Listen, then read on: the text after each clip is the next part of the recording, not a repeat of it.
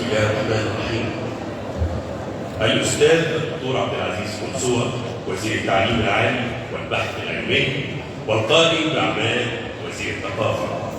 السيد اللواء طارق مرزوق محافظ الدقهلية. السيدات والسادة، أصدقائي وزملائي الفنانين وعشاق المسرح، في ختام هذه الأيام يسعدني أن أعبر عن بالغ سعادتي بما شهدناه في مدينة المنصورة التي أثبتت أن المسرح قادر على صناعة حالة حقيقية من الوعي والإبداع أينما حل. لقد اخترنا المنصورة لتكون أولى محطات الدورة 19 قبل افتتاح المهرجان في القاهرة، إيمانا منا بأن المهرجان القومي للمسرح هو مهرجان لكل المصريين، وأن الثقافة يجب أن تصل إلى كل محافظة، وأن العدالة الثقافية ممارسة حقيقية وليست مجرد شعار.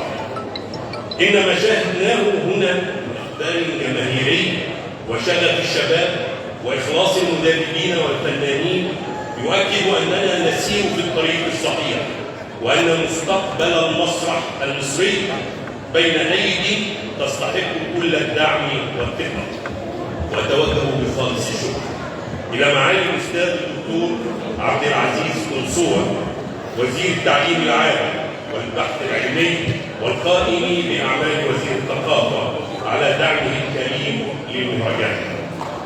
كما أتقدم بخالص الشكر إلى السيد اللواء طارق مرزوق محافظ الدقهلية على حسن الاستقبال والدعم، وإلى جميع شركاء النجاح وطريق العمل والمدربين والمتطوعين الذين كان لهم بالغ أثر في نجاح هذه التجربة.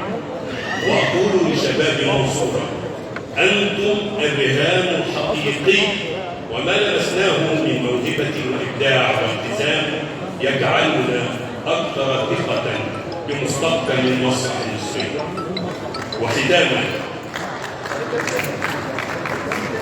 وختاما ما تحقق هنا ليس نهاية بل هو بداية، وسنواصل العمل حتى يصبح شعار المهرجان في كل مصر واقعا يلمسه كل مواطن. شكرا من كل قلبي لمدينة المنصورة، وشكرا لجمهوري الكريم. شكرا لكم جميعا.